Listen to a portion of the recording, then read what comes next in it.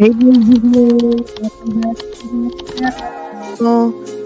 Welcome back. Welcome back. Happy Thursday, guys. We're going to get into it in just a second. Welcome. If you're new here, go ahead and subscribe or at least thumbs up. That's a free way to support the channel. And we're going to get into it.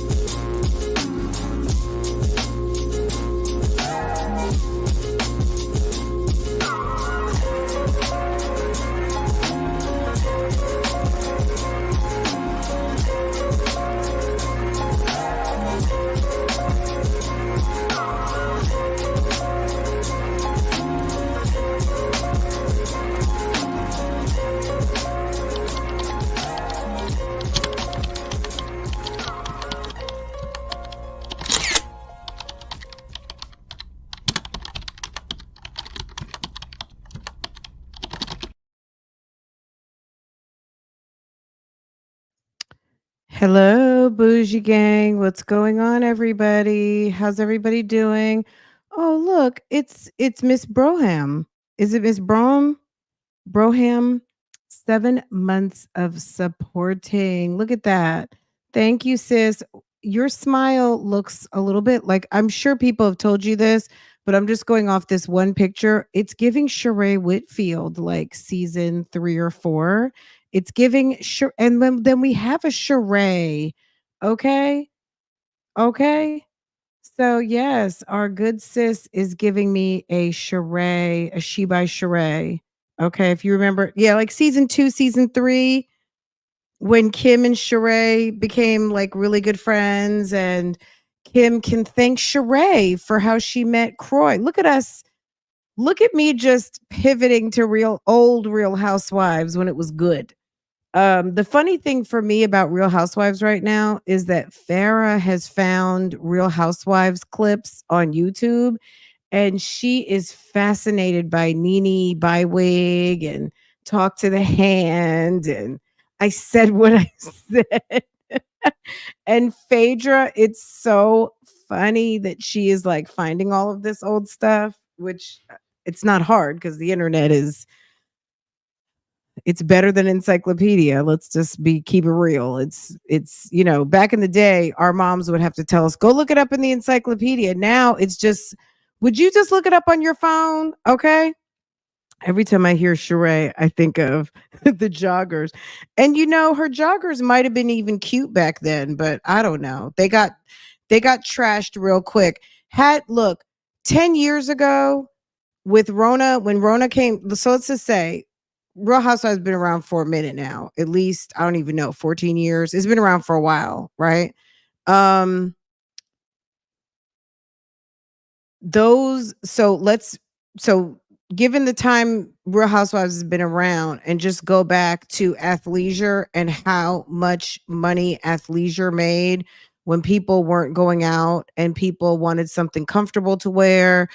Most of us already knew about two-piece sets, but there's a whole all the kids, girl, the churn learned about two pieces. They brought back the two pieces for the 20 somethings, okay? Skims. How much money did Skims make selling out every 5 seconds, and Amazon selling the Skim dupes, okay? She by Sheree would have made some money. Had it been, she was a little bit before her time, like not to say designer loungewear or athleisure wasn't a thing, but it wasn't. Well, it kind of wasn't a thing at that point. It's always been a thing for the people who wear it, but for just anyone, just an option. Athleisure definitely became a thing in the past 4 to 5 years, right? Reactions matter. Hello, how are you guys? Everyone say hi to Reactions Matter. Um, Someone just popped in and said hi to everyone. Okay. So yesterday, a lot of things have happened, guys. First of all, last night I was minding my own business. Cardi B gets on live. I haven't even had a chance to post it yet. It's still on my phone. So just we're gonna have to talk about that another time. But Cardi B for the 1 millionth time dragged Offset. Um, that was pretty interesting, but we'll talk about that later. But on kind of like the news, what's new in the news? The mayor of New York, I feel like, not that I knew anything about the mayor of New York, but when we all kind of knew that he had an association with Whitehead, I mean, let's be for real. He had a friendship, or maybe it was one sided with the bishop. He had to know. And I don't know too much about the mayor, but I feel like he's one of these, single older guys. And he had to know they were going to be looking into him. He is too sharp, too suited, too booted, too French cuffs, too cufflinks, too pocket square, too wool gabardine, too nice shoes, too all of that. He's not over the top with it, but he is a sharp dressed man, as they would call it. And you're a public official. Even though you're a well-paid public official, people going to be watching, okay? People going to be watching and clocking. And we all know that the pocket watchers are the worst of them all, okay? DMV 703, okay? Look at all the beautiful smiles today. Thank you, DMV, for supporting my sis. Thank you. Um Girl, is this it? Hold on, because I have something. It wasn't long, was it? Let's see. I got something. Maybe that's it. Can we watch it? Let's watch it together. I also want to hear from the judge in the young Dolph case, because she's going to explain what's on the indictment for us so we don't have to read it. Not to say that we won't read it, but I'll find it and post it for you guys. Um, what I'm going to tell you, if you follow me on Patreon, I did post the indictment.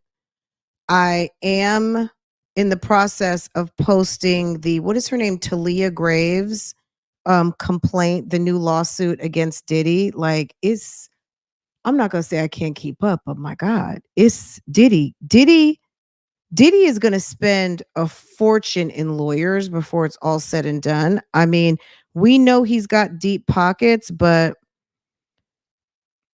it's a, it is what it is. You know what I'm saying? It is what it is. Okay. um let's see what's going on here. Is this his press conference? This might not be his press conference. Hold on, let me see what I'm actually, because the fella from the United States attorney did his press conference. Girl, people. Okay, let me find this first. Okay, hold on. Let me okay, let's play this, and while we're playing and listening, we can listen to I'll find what else we're looking for, okay? All right, let's get into it. So much happening in the NYC, okay? So much happening.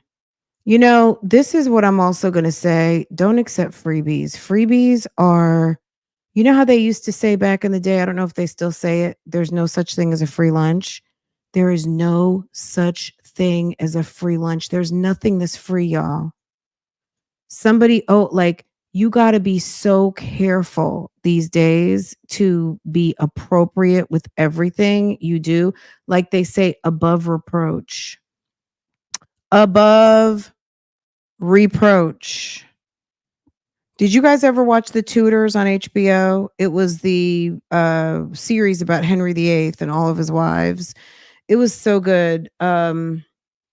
If you're looking for a series to watch and you like kind of English period pieces, The Tudors was so good. Okay.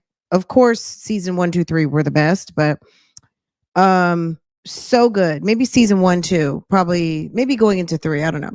But I watched them all.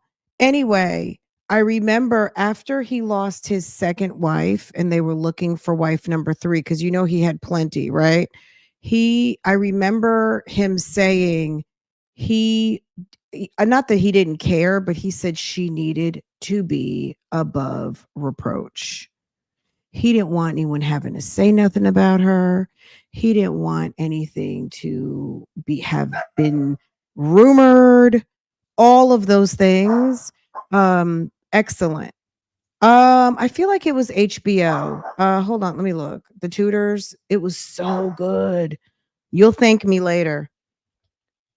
The Tudors. That was the family name of Henry VIII. Let me see.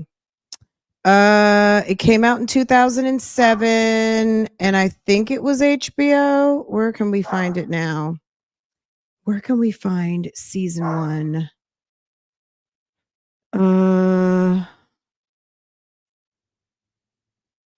Girl, they got season 4 on YouTube from 2010, but just Google The Tudors. It looks like it's on Amazon Prime. Season 1 is on Amazon Prime. I'm sure you can find it and then just look it up and then what provider you might have. I feel like it was HBO initially. I feel like it was HBO. If you love that, then go watch Rome, or just Rome, Rome. So good. It was only 2 seasons, but it was about these soldiers during the time of Anthony and Cleopatra. And it's kind of a backstory of some of the goings on at that time. So anyway, all right, let's get to this video. Let's see what's going on here. Okay, NBC. Okay. Sometimes the news channels are drag. They just drag. Okay, hold on. Let me see if I can. I wonder if I'm sure this is already on YouTube. It was playing so nicely before. All right, I'm going to cue it up. They have it on Netflix. Yeah, it's been a long time since I've seen it, but it was so good. I stood my ground for all of you that I would be a target, and a target I became. He's so New York. Now at 11, breaking news, Eric Adams. Okay, this is gonna lag. My bad, y'all. I don't know why it's gonna lag, but I have a sneaking suspicion it's gonna give me some lag time. Let me fix this. Y'all. All right, let me look this up on YouTube. Defiant as he's set to become the first ever. If he's really busted, which the feds are not going to come with fantasy fiction. Good evening. I'm Natalie Pasquarella. And I'm David Ushery. After months of search warrants, phone seizures, and subpoenas served at the highest levels of New York City government, sources tell News 4 that Mayor Eric Adams will face federal charges tomorrow. And even though clouds of suspicion and intrigue have really been swirling around City Hall, truly is a stunning development for the one-time NYPD captain who rose through the ranks of elected office. We've had team coverage on this story from the very start, and we'll begin tonight with our chief investigative reporter, Jonathan Dees. Jonathan. David, Natalie, Mayor Adams says he will fight the federal criminal charges expected to be announced as soon as tomorrow against him. 2 sources familiar with the matter say the charges could be announced by midday. Adams for months has denied wrongdoing amid numerous ongoing criminal investigations surrounding City Hall.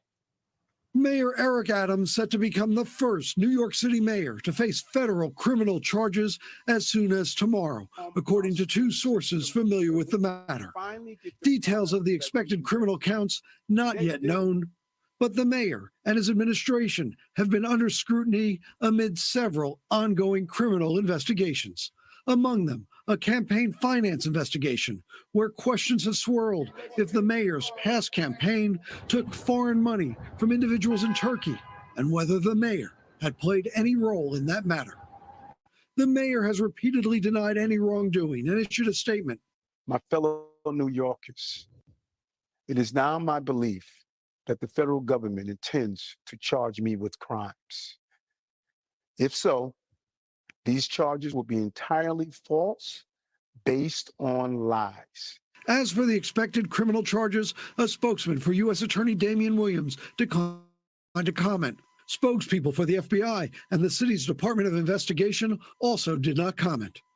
In recent days, questions grew as to whether charges might come this week, with the mayor's criminal defense lawyers not responding to questions whether they had recently tried to talk the Justice Department out of moving forward with any criminal charges. On the federal court docket, there are 7 sealed indictments listed as being handed up on Wednesday.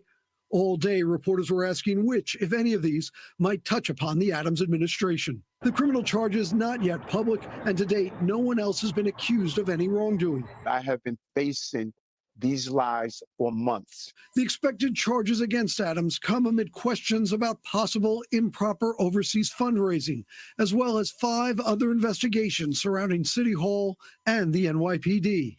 Those include questions of how contracts may have been awarded by some of Adams' City Hall aides who deny any wrongdoing, the NYPD and any special treatment regarding nightlife enforcement under the previous NYPD commissioner, the FBI search of mayoral aide Winnie Greco's home and possible fundraising questions. She has not returned requests for comment. A federal subpoena of a Brooklyn church looking into possible business deals between a Monsignor and the mayor's former chief of staff. Both men deny any wrongdoing. And the recent FBI search of the new interim NYPD commissioner to see if he improperly held onto classified documents from his job with the FBI from 20 years ago. Commissioner Tom Donlin denies wrongdoing. As for the mayor, he was defiant while also asking for support. You elected me to lead this city, and lead it I will. I humbly ask for your prayers and your patience as we see this through.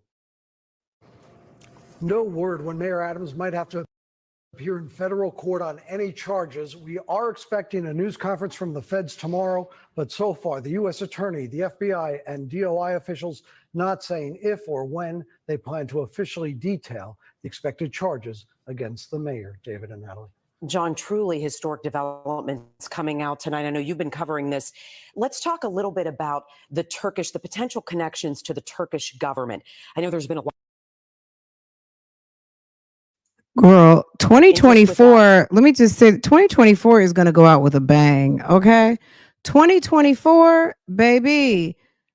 Oh, Downton Abbey, so good. Okay, you like all the same things. So The Crown I never got into, I'm going to be honest. What was it called? Was it the Borghesies? Wait, the Borgias. Yes, the Borgias. Yes. Okay, the Tudors, Downton Abbey. I did watch some of the Borgias. I did not watch all of it. Rome, for sure. If you like all of that, you will love Rome. That's number 1. Number 2, this year has been a motherfucker. Okay. If you are in some behind the scenes, baby, you better clean your house. Okay. That's all I'm going to say. It started last fall. They talked about this investigation beginning. What can you tell us more? Is going out with a 6 boom the questions bar. are about donations from individuals in Turkey. You're not allowed to raise money from foreign donors, and that is the question. And among other questions is, did the mayor receive any gifts or upgrades on airfare, on hotels, or anything else during his travels or interactions. The mayor has always denied any wrongdoing. But again, that is probably just a tip of the iceberg of that type of investigation, because again, a lot of these investigations are done in secret. Often it involves wiretaps, and we expect to learn more if and when court papers and or that press conference takes place tomorrow. Jonathan, the mayor released a statement tonight. He's defiant. It looked pretty produced and stately. It's like, I wish this would catch up. So you guys are saying Eric Adams did his own, or you're talking about the guy, what's his name? Dwayne something Williams from the Southern District who did the press conference.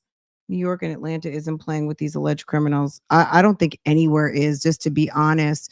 I saw some kids, this, I'm sure Earlier you guys today, saw it the on school's chancellor YouTube. who's resigning, and it's I'm sure you saw it on YouTube. There was a brother and sister. I feel like they were in Tennessee or something. There was some sort of neglect. Not saying that they shouldn't have been convicted, but these two clearly have some special needs. And I'm not even trying to be funny. These two clearly could not fend for themselves. And girl, they were found guilty. They're in prison. It's just nobody's playing with anybody right now. Like, we have seen the days of reckoning coming for a lot of people who otherwise in other times, I think people are just fed up. And we have a certain amount of judges on these benches that are not playing anymore. It's just kind of like, enough is enough. Like, you're annoying, and there actually are people who deserve to be cut a break. You're just not one of them, or you have exhausted your breaks. I think there is also less of an appetite for privilege. Okay. And we're seeing that for sure, right?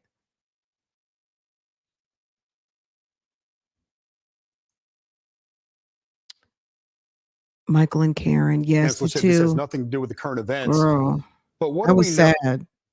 about That was sad. the mayor and his legal team possibly having a heads up or knowing that this was coming as soon as tomorrow? All right. Well, all week we've been trying to reach his defense attorneys, and we asked at City Hall. My colleague Melissa Russo asked the mayor point blank. Okay, once this catches up, I promise I'm not going to touch it anymore, because it's like, I got so many windows open. It's ridiculous. The case of the siblings who let their Have mom. your defense attorneys It gone was, into yeah, the but I Justice think Department they were. and made that There last was something minute wrong with appeal? them too. Here's You know what I mean? why you should not charge We'll talk him. about it Here's after why this. the mayor.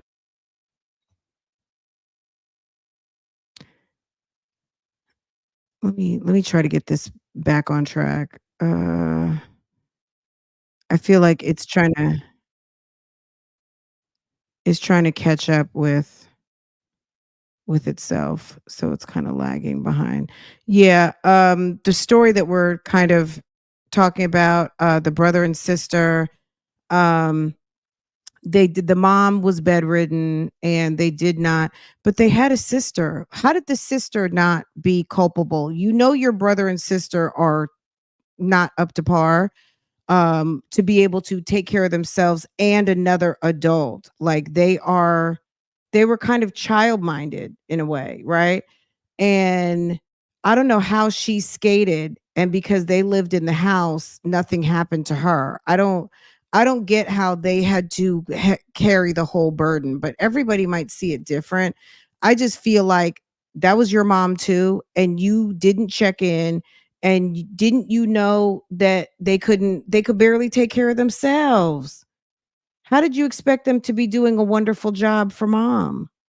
Not to say that they shouldn't have been held responsible, but how did sis, who is functioning and has a husband and family and all that, she got to skate, not checking in on the family all that time, and her brother and sister are now in prison. Like, she can't feel good about that. I'm sorry.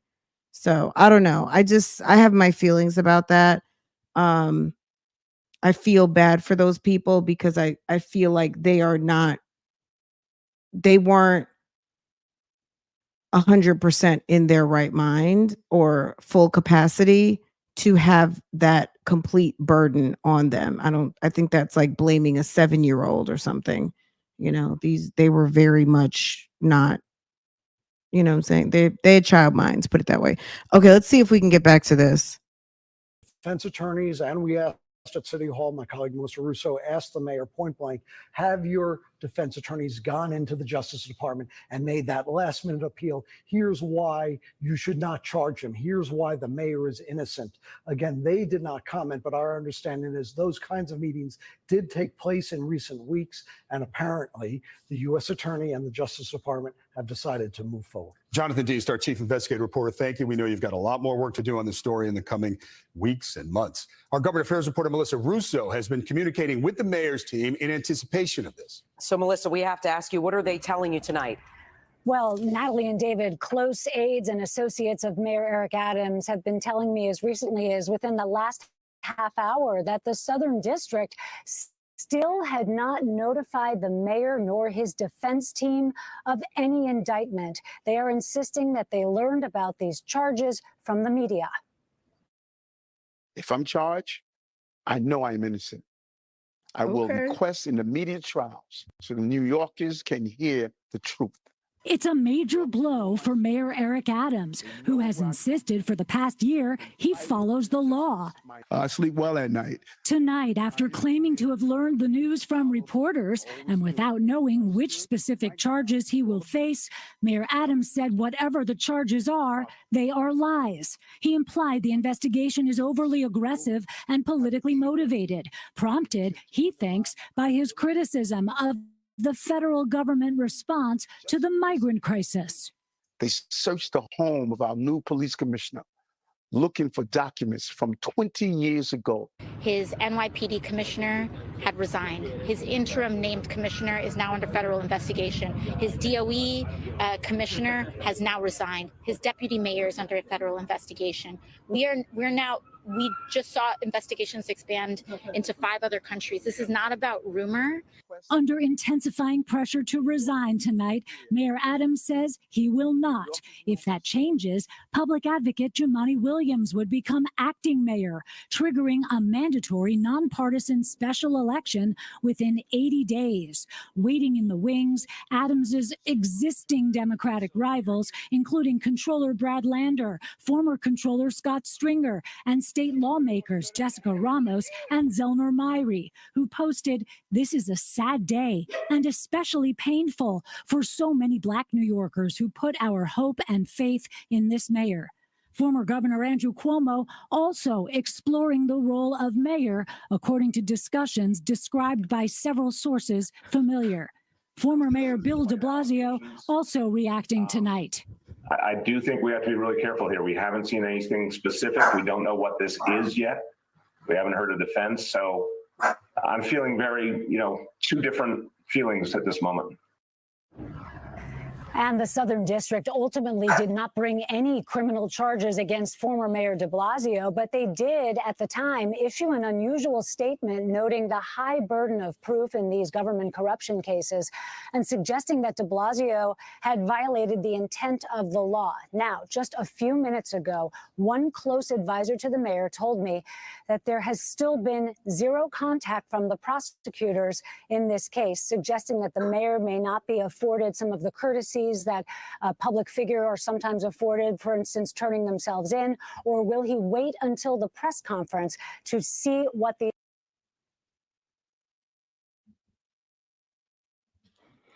Girl, are they going to put him in MDC with Diddy? And what will they be? Another major question. It'll be a lot easier to assess the mayor's claims that these are all lies when we have a chance to look at the charges and the evidence. For example, as Jonathan mentioned earlier, was he aware or involved in organizing an illegal foreign donation scheme? Or does this involve something simpler, like perhaps upgrades on international flights?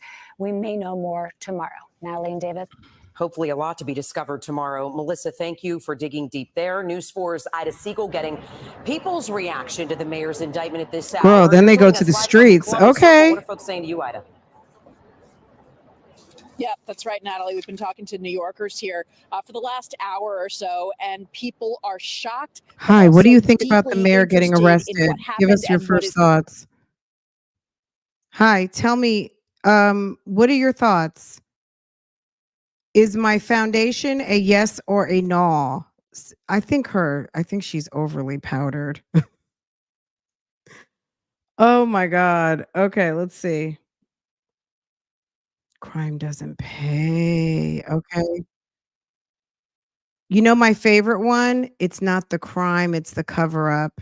Okay? That's my favorite. Those people I spoke with said that they had been following the many investigations and subsequent resignations, but they had not yet heard that formal charges were about to be announced. And to say that they were shocked is an understatement, but also not terribly surprised. Take a listen. What do you think of the fact that he's actually charged now? Can't say I'm surprised, honestly. I can't say I'm surprised. I think there were some red flags for quite a while. And I feel like a lot of New Yorkers probably also recognize that. What do you think needs to happen now? Oh my gosh, where do we start? The laundry list. There needs to be the house needs to be clean. A little embarrassed, as a resident of the city. It's like, how does something like this occur? And, especially to our mayor of New York City. Come on. Of all the cities. It makes you think, how far did it spread? What else is Mm. Mm-mm-mm. How far did it spread? How deep did it go? That U.S. attorney is a busy girl, very busy. We're going to pivot over there because this is giving me agita. Okay. Awesome. All right, we'll come back to this while it's trying to figure out what it wants to do. Okay. What else can We're getting ready to pivot. Do you want him to resign? He should have resigned immediately, definitely. Yes.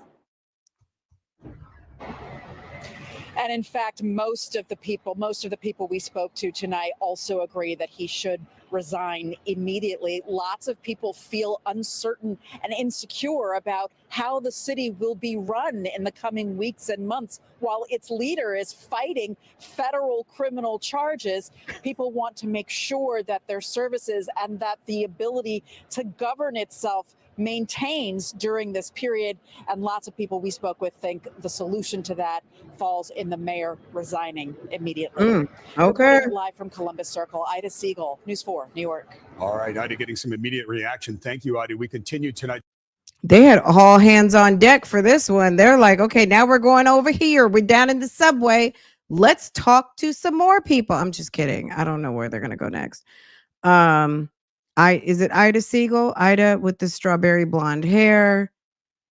Oh, these news channels, they lag so much. I will drop the link so you guys can go back to it. Let me copy it and then I'll drop it into the description box so you guys can catch it.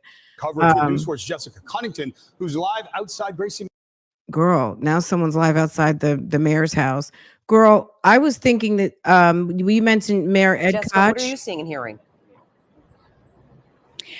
Guys, it is quiet here, but there has been some movement. Let me take you right to the front gates of Gracie Mansion right here. We have seen in the past hour at least 3 cars, 2 of them big black SUVs that have come and gone and come back again, at least one of those cars. And then another car going in, some staff members going in through the gate as well. No sign of the mayor. We have not seen or heard from him here at all. But again, some movement in and out. As you can see, lots of police officers.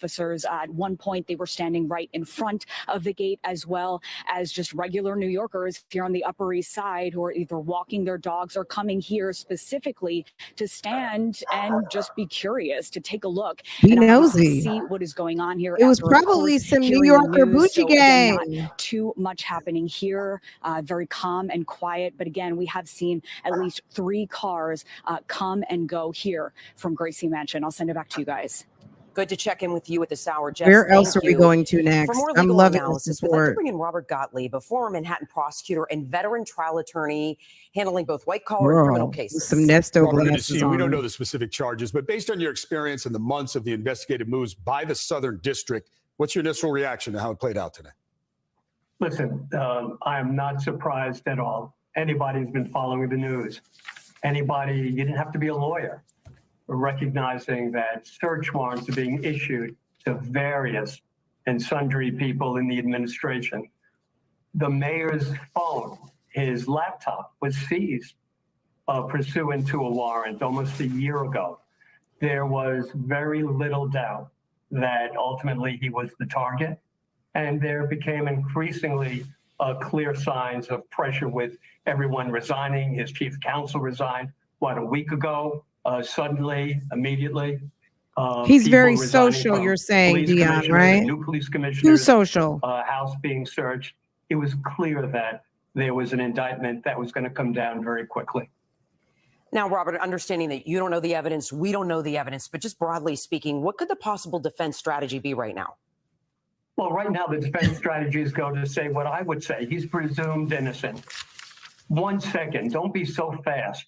The government isn't always correct. However, right now, you have to assume, based on everything that's been reported, that they're going to be looking to see not only was there some campaign financing that was done that perhaps shouldn't have been done, but was there a quid pro quo?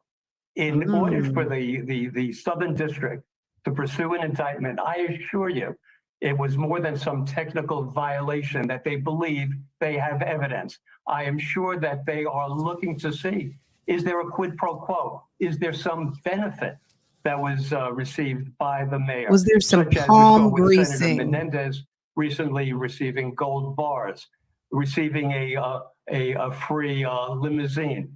So they're going to be looking at whether or not he received any benefits. That's what they were searching for in all the records, all the conversations. Was there a benefit that he ultimately received in exchange for doing something which ordinarily would not have been done? All right, Robert Gottlieb, thank you for your perspective tonight and for joining us. We appreciate it. NBC News and News 4 New York will stay on top of this breaking story, as we have been. We'll continue to uncover the exact nature of the expected charges. We'll work for that against Mayor Eric Adams. Look for round-the-clock updates on NBCNewYork.com. Live team coverage on Today in New York starting tomorrow, 4:30 a.m. Look, they went from the top to the bottom, from the bottom to the top. Okay. Here's another. Speaking of top to the bottom and the bottom to the top, let's see what someone who we're getting very used to seeing on these streets, U.S. Attorney. I think U.S. Attorney Williams. I can't remember his first name, but I think his last name was Williams, and he came through. He's coming through with the receipts again. Okay, let's advance because we can. Let's see when he hits the podium. Sir got a lot going on. I wonder, did they arrest him yet? They say they've indicted him, but I would imagine if they indicted him, they would have had to actually arrest him. So I guess we're going to get the deets in just a second. So y'all, Damian Williams, thank you. I knew it was Mr. Williams. These days, if you're running around with French cuffs and cufflinks, people are going to be looking at you a certain type of way, especially as a public official. When you are super sharply dressed, baby, they're going to be trying to figure out how you collect your points. Good morning, everyone. Thank you for gathering. He's not in custody. My name is Damian Thank Williams, you. and I'm the United States Attorney here in the Southern District of New York. Okay. Today, we are announcing campaign finance, bribery, and conspiracy charges against Eric Adams, the mayor of New York City. As the indictment alleges, Mayor Adams engaged in a long-running conspiracy in which he solicited and knowingly accepted illegal campaign contributions from foreign donors and corporations. As we allege, Mayor Adams took these contributions even though he knew they were illegal, and even though he knew these contributions were attempts by a Turkish government official and Turkish businessmen to buy influence with him. We also allege that the mayor sought and accepted well over $100,000 in luxury travel benefits from some of the same foreign actors who arranged many of the illegal campaign contributions. These benefits included free international business class flights and opulent hotel rooms in foreign cities. The mayor had a duty to disclose these gifts on his annual public disclosure forms so that the public could see who was giving him what. But as we allege, year after year after year, he kept the public in the dark. He told the public he received no gifts, even though he was secretly being showered with them. We allege that Adams accepted these benefits knowing that they were given to him because of his position. And in exchange for some of those improper benefits, he intervened in the New York City Fire Department's inspection process for a building owned and operated by the Turkish government, allowing it to open even though it had not passed the fire inspection. The corruption alleged in the indictment is, as I said, long-running. As we allege in the indictment, Adams' solicitation of illegal campaign contributions began in 2018. After he started raising funds for his 2021 mayoral campaign, he agreed to take contributions offered by multiple Turkish businessmen, several of whom he met in Turkey. Adams knew that these wealthy individuals could not legally donate in a US election.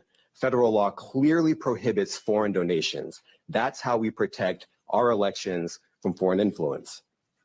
Yet Adams directed his staff to pursue this illegal money to support his campaign for mayor.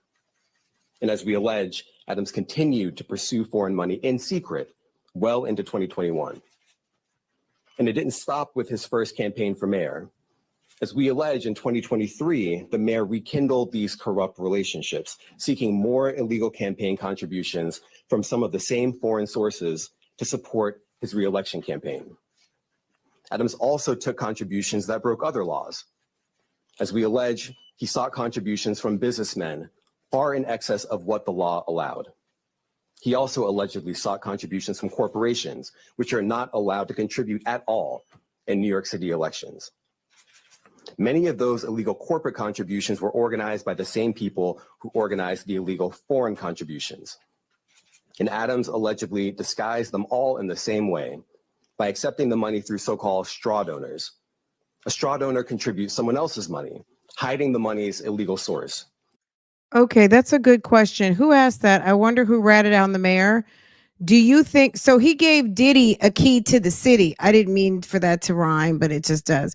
He gave Diddy a key to the city. Do you think that that could have, in light of all the things that Diddy had going on, even this time last year, do you think him giving Diddy a key to the city? I mean, I think that probably ruffled some feathers. I think there could be people who have done a lot more work for the city and for the people of New York. Not to say that Diddy hasn't brought attention to New York, that he's, there's a lot of people who are unofficial New York ambassadors. We know that New Yorkers who are very proud of their city, they bring New York with them everywhere they go, right?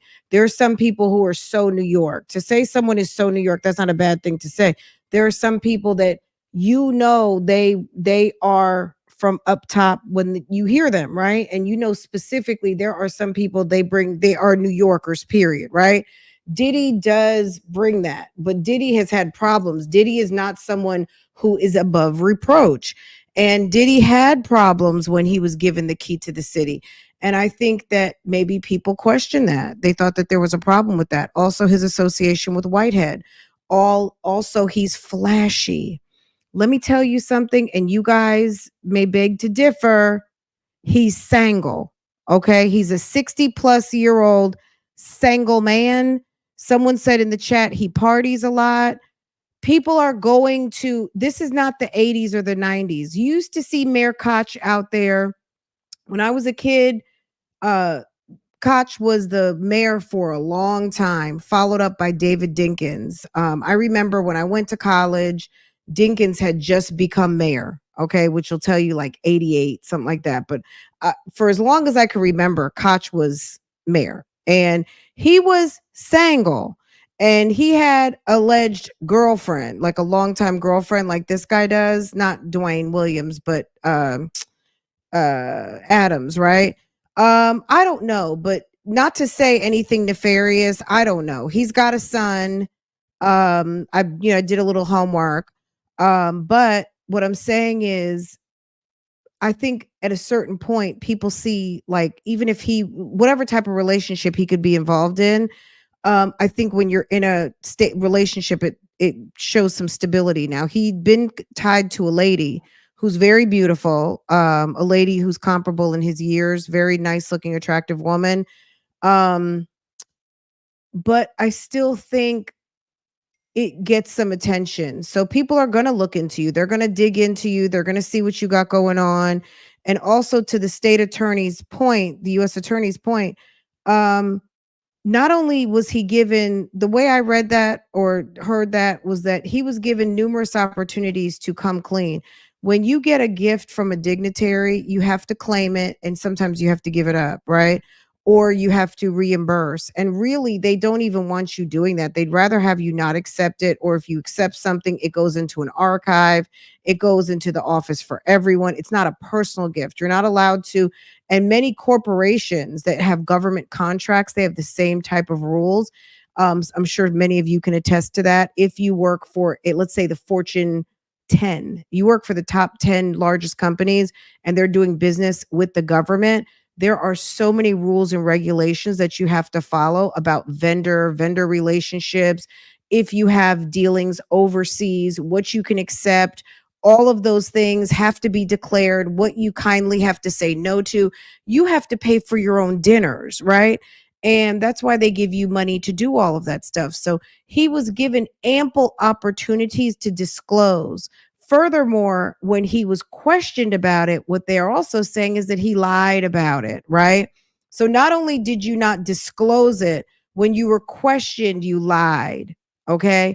And that's a problem, because if they've given you time after time after time to be honest and come clean and maybe be reprimanded, now you are being investigated. There's a big difference between a reprimand and an investigation, right? It's better to say sorry than have to beg for forgiveness, right? And that's what I'm hearing. So let's keep going.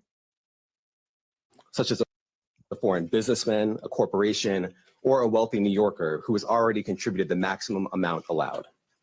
And as we allege, Adams circumvented all of these laws, taking contributions from exactly the sources the law prohibits, all to benefit his mayoral campaigns. Now, Adams also personally benefited from the illegal conduct alleged in the indictment. Adams solicited and accepted over $100,000 in luxury travel benefits for years from wealthy Turkish business people and at least one Turkish government official seeking to gain influence over him.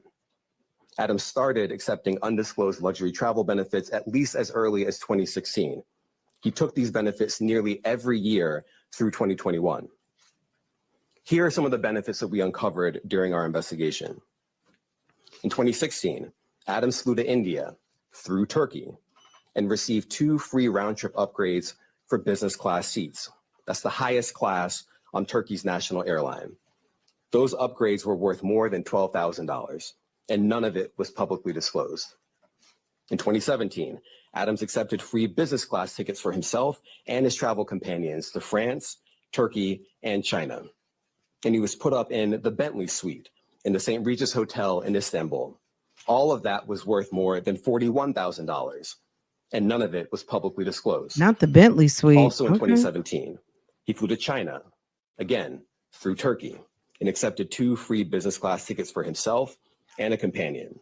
Those were worth more than $16,000, and none of it was publicly disclosed. In 2018, he flew to Hungary through Turkey and accepted free upgrades for business class seats.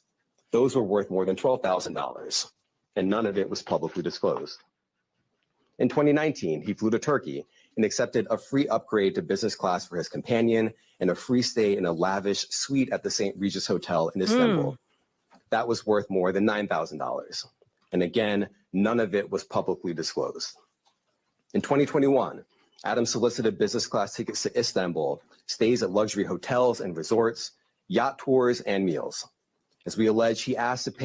Look, being the mayor of New York may have made him feel like a little bit of a celebrity. New York, like, you know what I'm saying? No one from any other city should feel any type of way, but New York is kind of the diamond jewel on the crown of, people. You could go to the most remote place in the world and they're going to know New York City. And like Dallas, Los Angeles, there's Chicago, right? Miami. There's some city names that you can go to Timbuktu, you can go to the Amazon, you can go wherever, you can go anywhere, but they know these cities, right? Maybe he was feeling, and it's not a justification, I'm just saying, maybe he was feeling a little bit like celebrity status, like, You are mayor of the fuck? I'm mayor of New York City. I need to be staying in the Bentley suite. Sir, you're not King Charles. You are not Diddy.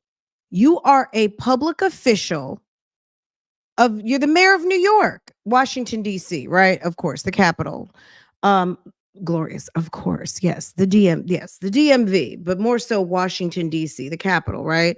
I'm just saying people know New York City. They know Washington, D.C. too, but I feel like if you were to poll people not from the United States who don't live here, if you were doing like Family Feud, anywhere in the world, and they say name a large city in the United States, okay, New York City might be number one. And I'm not just saying that because I'm from Jersey. I'm not saying it.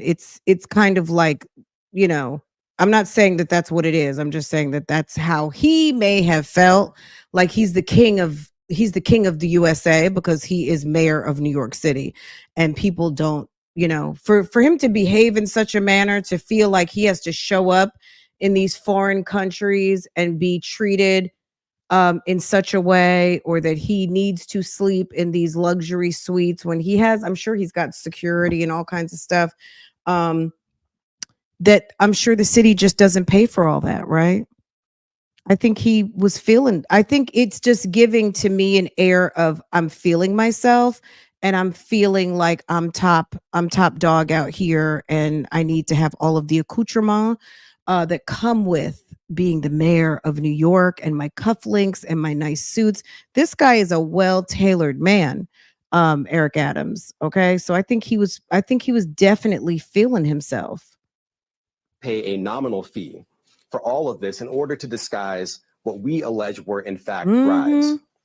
He canceled that trip at the very last minute, but the benefits that he solicited were worth more than $21,000. And later in 2021, Adams flew to Ghana, again, through Turkey, and accepted free business class ticket upgrades and other gifts while he was on a layover. These people knew, you know what? Sometimes people know that there's a mark. Oh, you know, remember when Kwame Kilpatrick, I always bring up Kwame Kilpatrick. Sometimes people know who they can grease their hands, right? It's very strange to me that you do not know when you know that you're not supposed to accept upgrades. It's not like it's one or two upgrades over like 10 years. He's like, sir is going on and on and on. This is word on the street may have just been like, okay, give him a nice room, give him a nice meal, and you can get your way. You can get like 5 extra flights in at Kennedy. We'll give you 10 over at Newark Airport. We'll clear the path for you to have more business. We're going to give you, I'm going to talk to the people at the airport, and they're going to give you a gate. You can fly out all day if you want to, Turkish Airlines. You never know. I mean, giving someone a nice room a few times could give you millions of dollars worth more business. We don't know. Some airlines may only be able to push out 2-3 flights. This may have given him the opportunity. You know, this is a man who has how many airports under his control? Maybe, obviously not Newark, but he's got JFK, Kennedy. There's an airport out in Long Island. I don't know how many other airports are under his. So Long Island might not be his domain, but definitely Kennedy, LaGuardia. He's got dominion over 2 airports, or people who manage. And yeah, that could definitely be business. Girl, I said business. Cousin Kwame was on IG today talking about this. Girl, Kwame Kilpatrick. Girl, do you guys remember when they read the text messages between him and the girlfriend? I will never. Howard Stern and Robin read them for a couple of days, like theater. It was everything. I don't even know if by today's standard they would still be juicy. I think they would be, but it was very salacious back then. Okay. Those benefits were worth more than $12,000. And just like all the other benefits I've just run through, none of it was publicly disclosed. Time after now, I want to be time. clear. These upgrades and freebies were not part of some frequent flyer or loyalty program available to the general public. As we allege, this was a multi-year scheme to buy favor with a single New York City politician on the rise, Eric Adams. And word was probably on the street, you can get what you want if you show them a good time and give them some champagne and some good drinks. Now, this is a chart with all of the undisclosed travel benefits Girl, that we uncovered not a chart during the investigation. Ooh. We just listed all out here. You see the year, 2016, 2017, 2017, 2018, 2019, and 2021. Damn. The destination, India all the way to Ghana. The benefits, the free upgrades or free tickets altogether, the hotel stays, and the value. And if you just sum up all the dollar amounts here, you get to more than $100,000. And of course, as I said before, every single trip that we list here was undisclosed. I mean, and that's a salary for someone in New York City. $100,000 could pay someone's way. Not to mention, for $100,000 worth of travel with taxes, let's just say, so over $100,000, you would have to earn $130,000, $140,000 just to pay cash for that. So it's untaxed money. It's money that is seen as I don't want to say it's earnings, but it's tips, it's favor. It would give a bump to Mayor Adams' salary, so it can run into a tax situation. I don't know if they're going that route or not, but that's unclaimed monies that can be. That's what the problem is sometimes with Sky Miles and things like that with your companies. Why they want you to purchase your tickets through the travel program or use your company credit card, because a lot of people are using their own card, charging a ticket, reimbursing on an expense report, and they're benefiting from miles, and miles earn you money or can be converted into cash. That's a problem. That's why companies want you to use their purchasing cards, their travel agency, for you to pay as little as possible out of your pocket, because they don't want your money and their money mixing. And also just what you're going to do with their card. Okay. So this is a lot. He's been doing way too.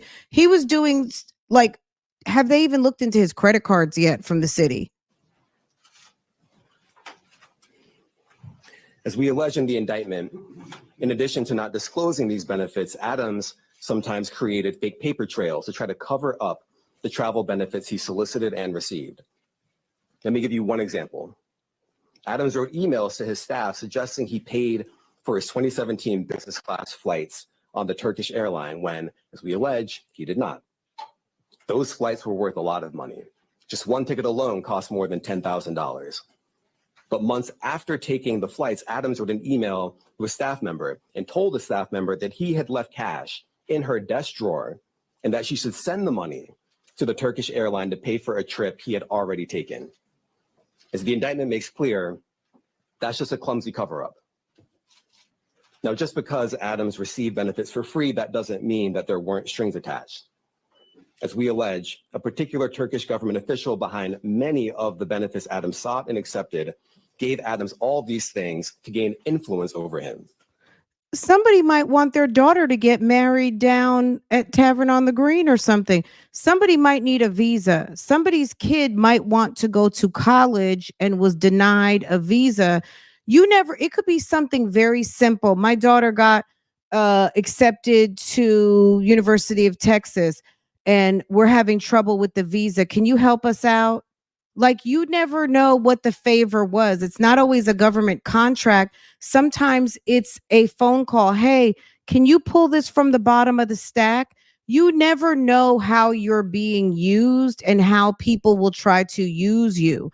But yes, someone asked before in the chat, who do you think, or who's ratting people out? It could be anybody. Once you make yourself available to fuckery, it just takes one person being caught or one person deciding to leverage that information and you're done.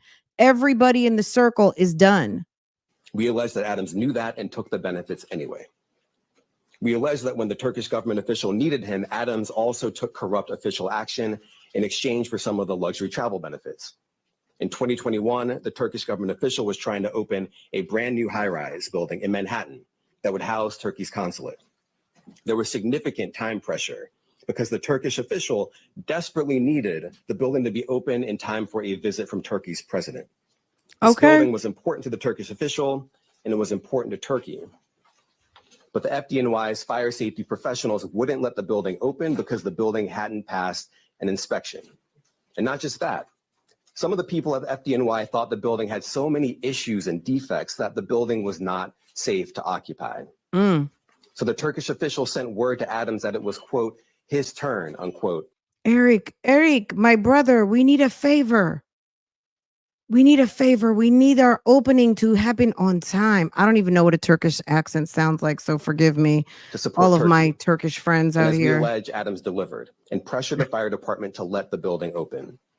The FDNY professionals were convinced that they would lose their jobs if they didn't back down. And so they did. They got out of the way and let the building open. The Turkish official got what he wanted.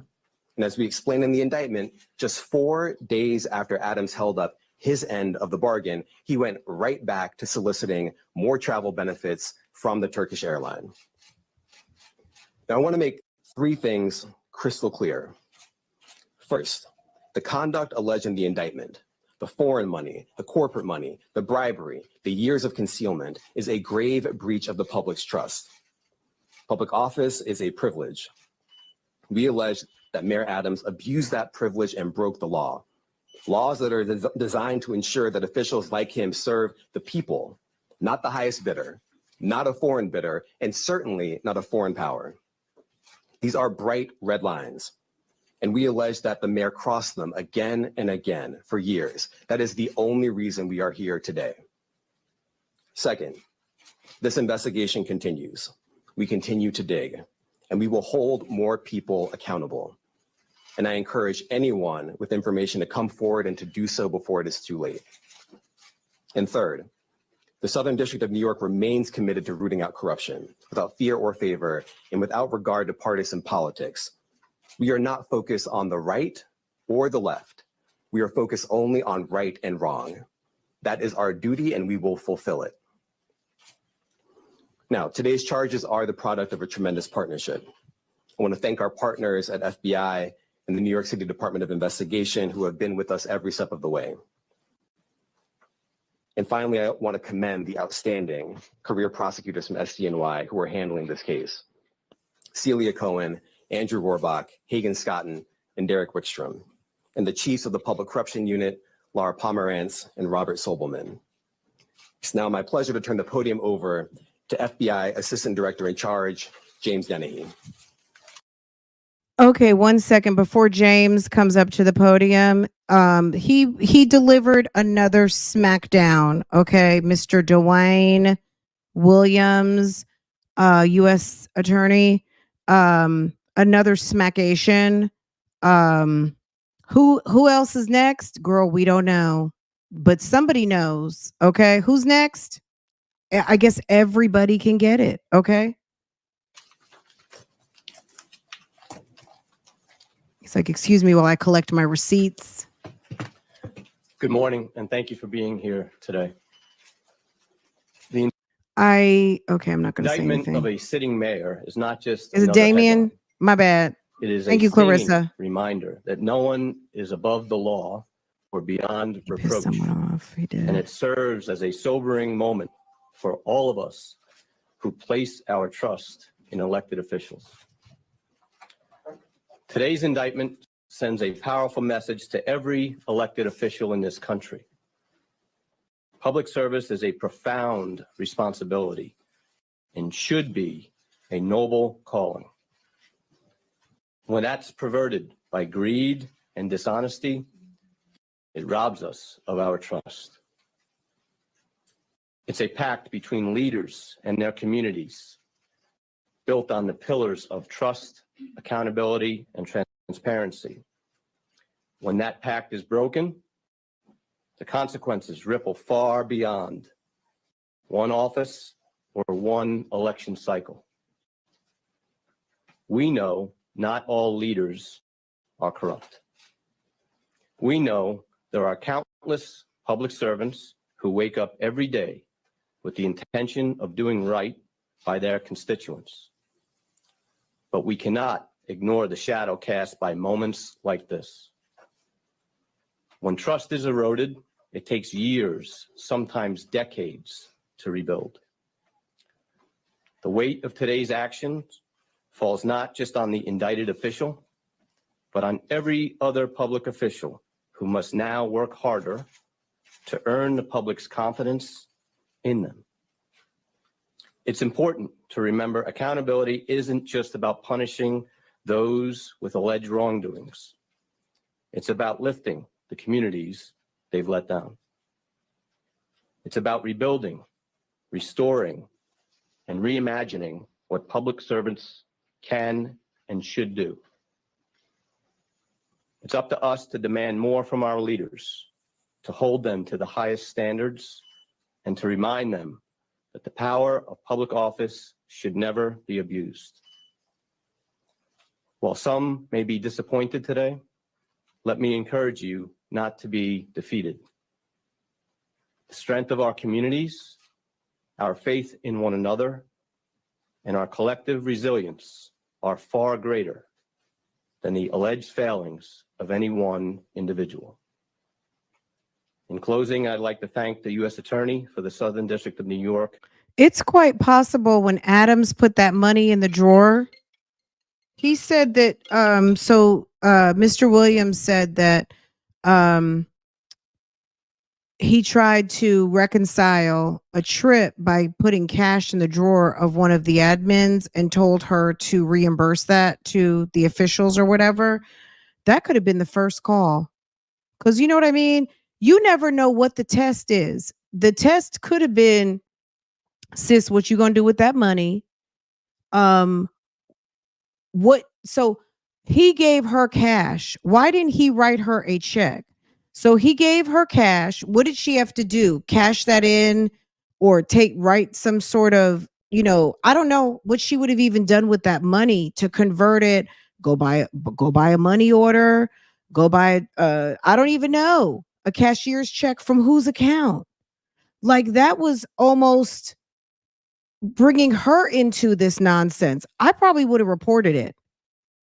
I would have reported it, or I would have dropped it right off into whomever handles all of, expense and accounting, all of that, or whoever the travel director was, to let them know, look, my boss, this is to be reimbursed. So like, how do you even, someone doing something like that, that's putting, and that admin is, I'm sure, paying rent somewhere, kids, groceries, a livelihood. Like, I would have been pissed that you put me in, like, I got to figure out how to clean up your mess and you're not, because I would have been like, Mayor, you weren't supposed to accept that. So what am I supposed to do with this cash? Like, you need to write me a check, or you're going to need to speak. Like, and some people don't feel empowered. There are situations sometimes where your boss puts you in a bad position and you feel like, am I going to lose my job by doing the right thing? This was one of these things where his sloppiness and his greed, if you will, he brought in other people, and that could have been the first alert. Someone tipping off on a tip line, an ethics line, anything like that, global governance, and tipped off, there could be a problem. I was just asked to do this and I'm not sure what to do. Like, he could have, it sounds like there could be so many different ways that this guy got caught. It could have been a whistleblower. It could have been very much just like, I was asked to do something and I feel like there's nothing in my instruction manual that tells me what to do with this, because as far as I know, this shouldn't have happened. So how do I handle this? That's why a lot of times admins now in companies, you may have someone who works for a particular director, VP, whomever. But oftentimes your administrators are reporting into a chief of staff, somebody who manages the administrative staff, because sometimes in large companies, you have a manager who is directing people, honestly, to do the wrong thing. And they have nobody, they don't feel power. They don't have any power to say anything because they're afraid for their jobs. So you all of a sudden have like a whole corrupt situation because you don't have any oversight into some of the operations people. So this was a problem. He could have been found out simply by his office, someone checking his records. If you guys followed the Murdoch trial, how did a lot of Murdoch's wrongdoing get found out? It got found out by his paralegal, because his paralegal is keeping up with his cases. She's trying to reconcile his accounts. He also worked for a law firm. He was doing work outside the firm, but even work outside the firm, that money still came into the firm. And his paralegal was missing checks. So the paralegal went to the CFO and said, hey, did you get a check for this? Did you get a check for that? Sometimes it's just someone doing their job. And they notice there's a problem. They notice something hasn't been reconciled. Something's not coming in. Ooh, there's an odd account. It's sometimes the person they least expect is the one who's going to notice that there's some sort of error time and time and time again. And that's how it comes out. That's when you become a whistleblower or things like that. It's very interesting. Yeah. The paralegal told the CFO. The CFO ended up talking to the partners and Murdoch, and the whole thing just unfolded right into some of his wrongdoing. Yeah. Someone asked me to start talking about Murdoch again, that there's more stuff going on. I got to get caught up with it. I was totally into it right before Nesto, and then he got sentenced and all of that. But yeah, we'll get back into and get caught up on what's been happening with Murdoch for the past year. But let's finish up this few minutes. And then I just want to hear, there is so there's a couple of guys who are on trial right now for the murder of young Dolph.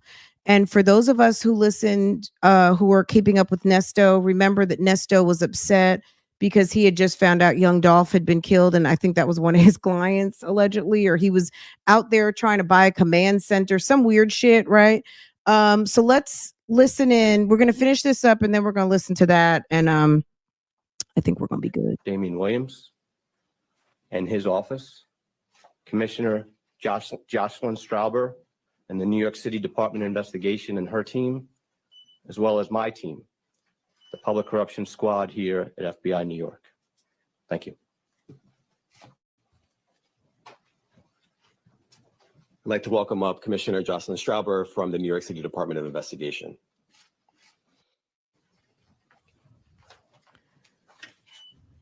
Thank you, Damian. Good morning.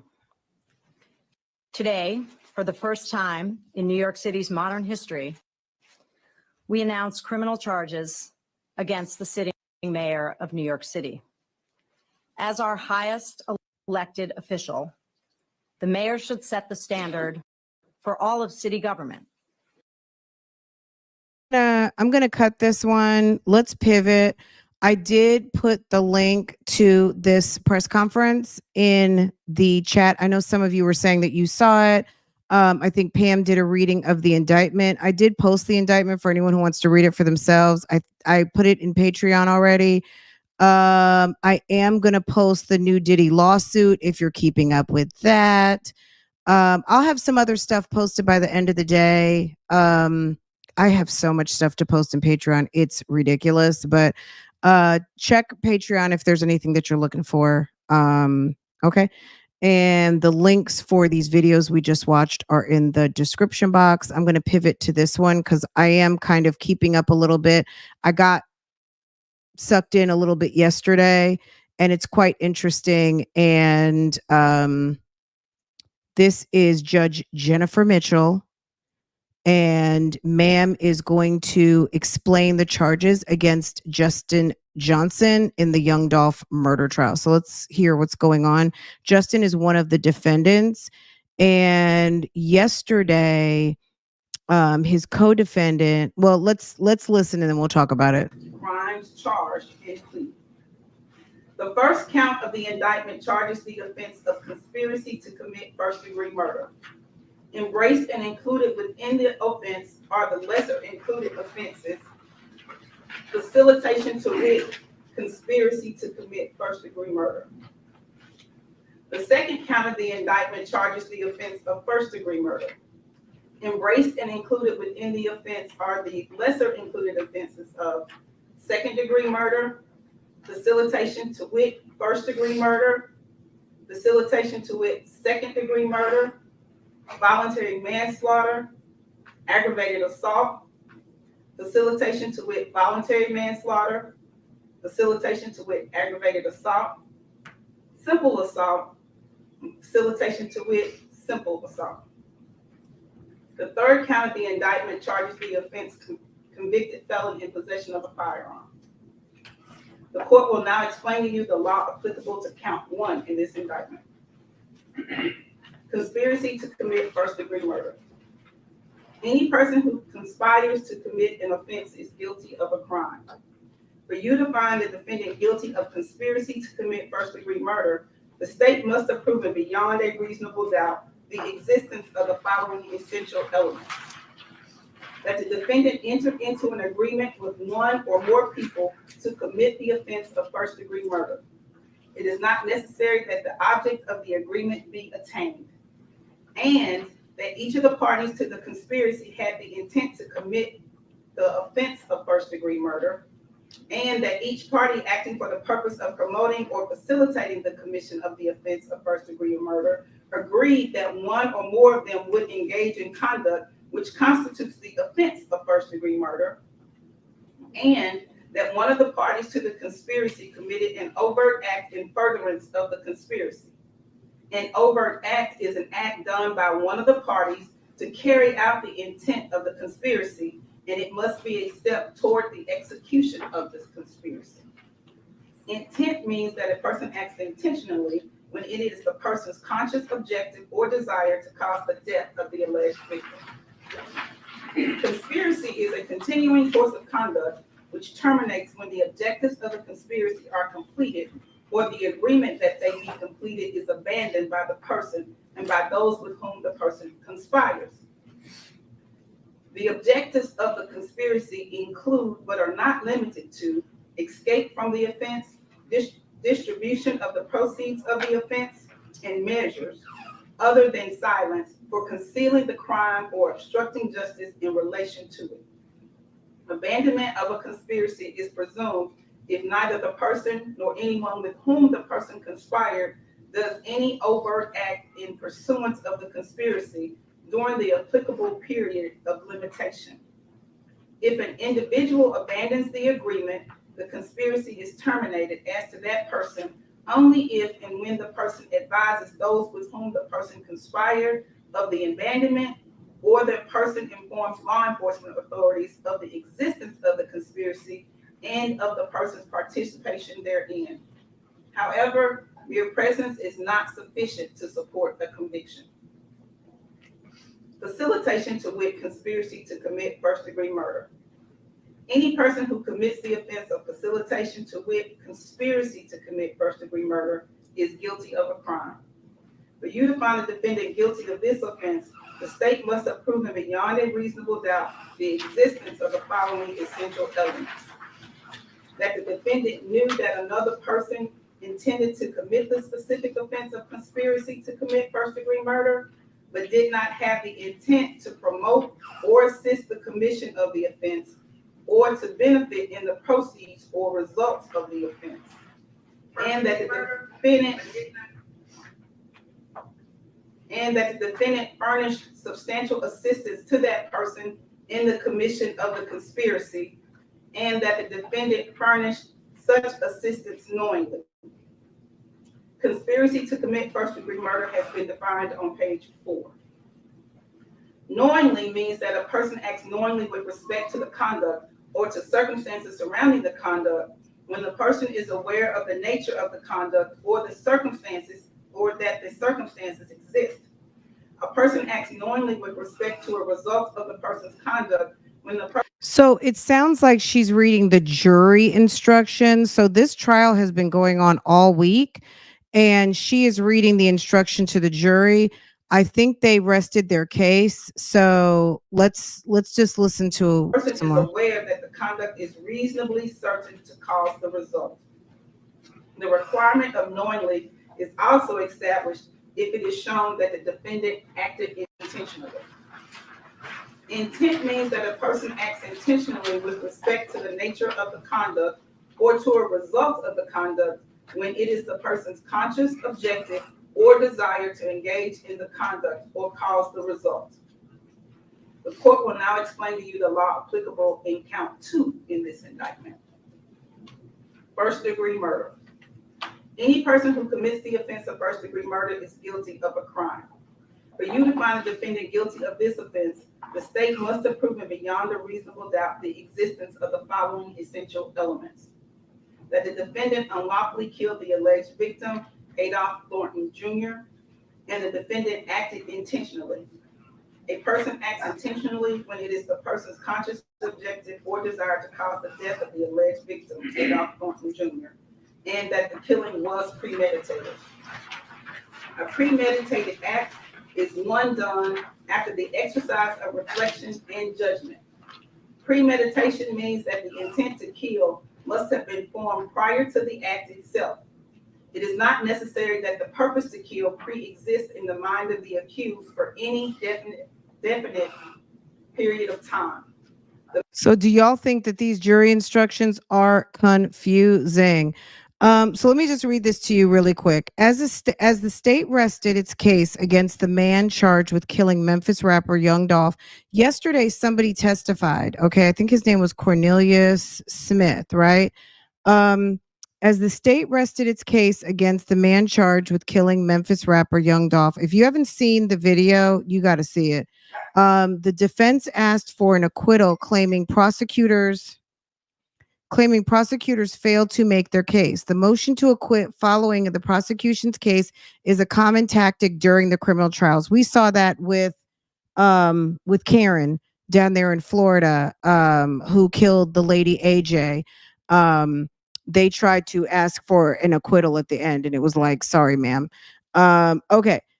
In this case, defense attorney Luke Evans presented a motion to acquit on all indicted charges, claiming the state failed to present sufficient evidence, especially on the conspiracy charge in relation to Justin Johnson.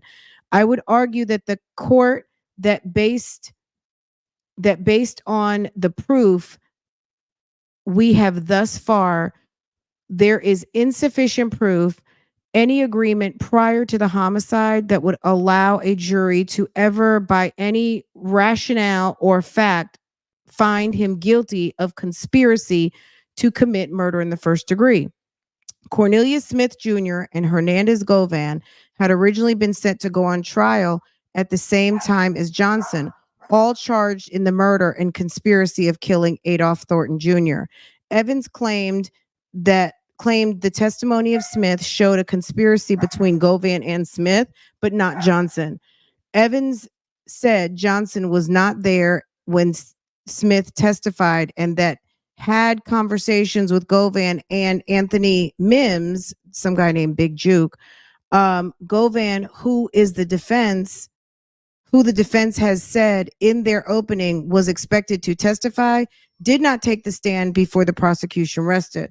Although we have interactions occurring on cell phones with Evans, there's not any evidence before the court that could be sufficient to establish a criminal agreement as it relates to so one of the co-defendants turned state's witness yesterday and basically gave the illustration and basically talked through how this whole thing went down, what the price was on Young Dolph's head, all of that. Okay. Yes, I heard that. It's very interesting. If you haven't gotten into it, it's very interesting, but it's basically almost over. So that's what we're hearing is the judge giving the jury instructions. Let's listen to a little bit more. I did put the Well, I did put the link in the description box if you guys want to go and watch it. It's interesting, and Sis seems to be a pretty good judge. I got into it yesterday and was watching some of the testimony. I just could not believe it. So, I mean, I could believe it, but it was kind of jaw dropping. Let's say it like that. There's almost like nothing that surprises me anymore, but it's still like, okay, you tried it, or wow, this really happened. Let me take a minute. Thank everybody for supporting. You guys are amazing. Someone cash at me the other day and said supporting. You know who you are, and that was so sweet. Also, I did request to see if there was a new booking photo for Sir, the newlywed who had to report to jail yesterday. So I'm going to see if there's a new picture. Is he still wearing that Dan Bergdorf Goodman sweater? Okay. Is that still happening? What's going on? So yeah, I might be back a little bit later. You know me. I don't know. We'll see how it goes. You guys, thanks for supporting. Thanks for being here. Anybody new, thank you for hitting that thumbs up and subscribe, won't you? If you're going to subscribe, make sure to hit the notification bell. Let's see what else. Anthony Mims is Big Juke. Sounds like Cook was unalive January.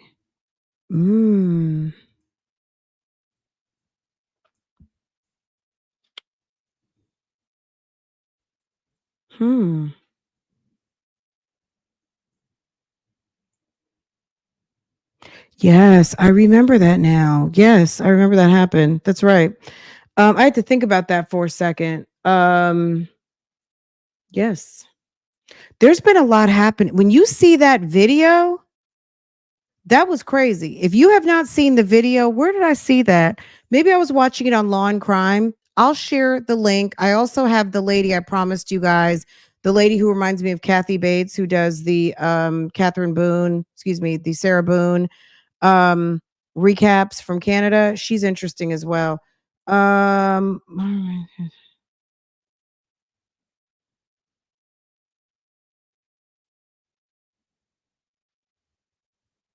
Okay. Everybody can get it. Like, some people are going to you look, again, it's not the crime, it's the cover up. You have like, remember when Nesto said, I don't even do crimes with other people. I don't like other people. Didn't he say I don't do crimes with other people?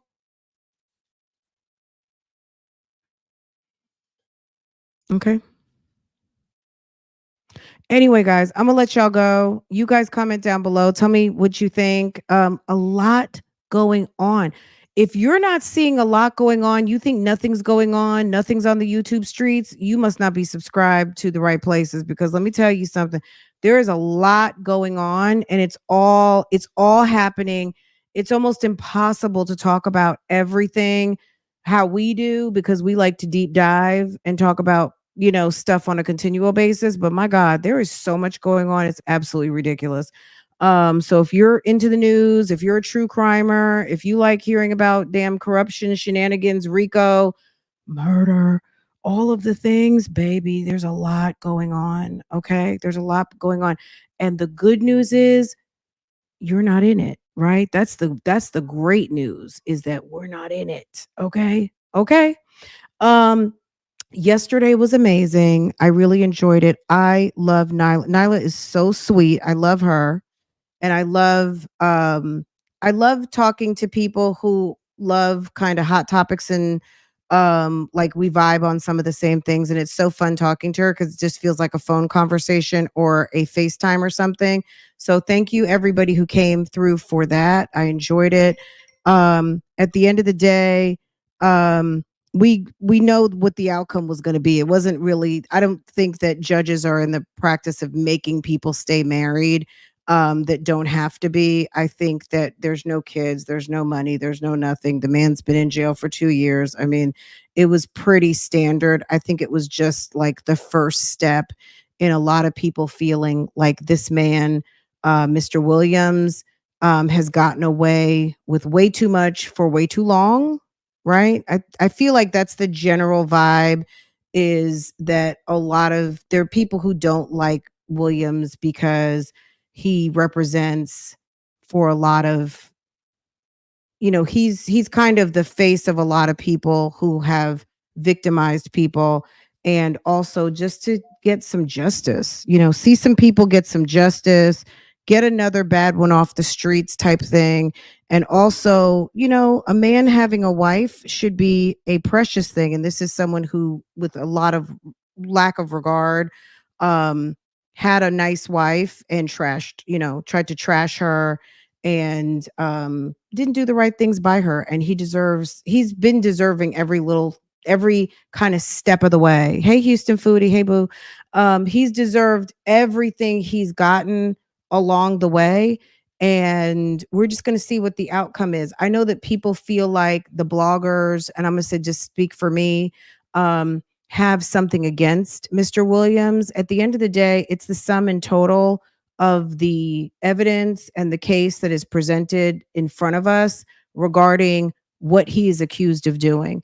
To me, I'm ready for the trial. I want to hear all the evidence. I want to hear the litigation between the prosecution and the defense. And based on the evidence provided, we're going to get an outcome. And it seems as though the prosecution has a very strong case. They have all their ducks in a row. They haven't been asking for clues and breadcrumbs and roadmaps and all of those things. And Nesto's team better work on what they need to work on rather than worrying about bloggers talking about this case. They should worry about forming a viable defense so that they can help somebody who seems to not be able to help themselves at all. Because Sir is not going to turn out well for you. But who am I? I'm certainly not a lawyer, right? But yeah, Shirley is free and Nesto is still sitting in the jail, and he has some help, a helper chick by the name of Sonia. And based on yesterday's phone call, it seems like those two are sort of done. But Shirley is definitely, I hope, living her best life and on her way to a very good vacation and minding all of her own business and not having to deal with this mess anymore, other than maybe just having to come to court to testify against her ex-husband. Okay. All right, guys, let me go. I got mom duties to handle. I think I will see you guys a little bit later. If you guys are in members, I did put up a video in the Madeline Soto case, and some of you guys have watched it already. I think I'm going to put it on a premiere like around 4:00. I did the Madeline, the Jennifer Soto video, which I know people are very disgusted by her. Stefan's Meet the Parents interview, and I think I have another couple things to put up. So some of that stuff is coming out. You guys have been, some of you guys have been asking for it. I'm just trying to get out as much of the stuff that you've been requesting and that I've had to request and wait for it to come on in, right? This was fun. I love doing Hot Topics. Thank you so much. And we'll continue to do that. Now, like we have some time and nothing's really happening, but Nesto has court next week. That's something to mark on your calendars. I don't know the date. I think it's October 2nd. Let me see. Can you believe October is here, guys? October 2nd, Wednesday, Nesto has court. I can't think of anything else now. Sarah Boone's going to be starting court, I think, the week after next. She had a hearing today, but the courts in Orange County and Osceola were closed due to hurricane. And I put that announcement up on my community wall, so you guys know that. I'll keep y'all up on whatever's going on. Okay. You guys have a wonderful afternoon. Take care and hit the thumbs up for me and tell a friend to tell a friend to tell a friend. Okay. All right, guys. Love you. See you guys a little bit later. Wait, should I play this one? But me, I get dogged out all the way around. Nasty Nesto. I'm telling folks, man, I ain't dead, man, with these folks, man. Hold on, no. What's your name, Nesto? What's your name, Nesto? You know what? You know what? What? It's funny that you said that you just brought back some memories. So when you said that, when I told you, I think on a couple phone calls back. Remember I told you, I said, you know what they call you right here? Yeah, you said what?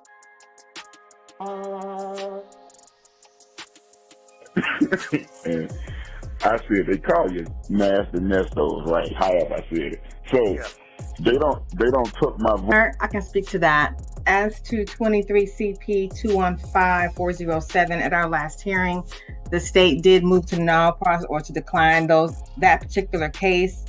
We will just revive that case in an indictment. What's your name, Nesto? They call me Nasty Nesto. What's your name, Nesto? Girl, he was over there on the shackle shuffle. Okay. You know what? Portia and Lambo say bye, TT. Bye, Auntie. Okay. All right, guys. You guys take care, and I will see you guys later. Bye.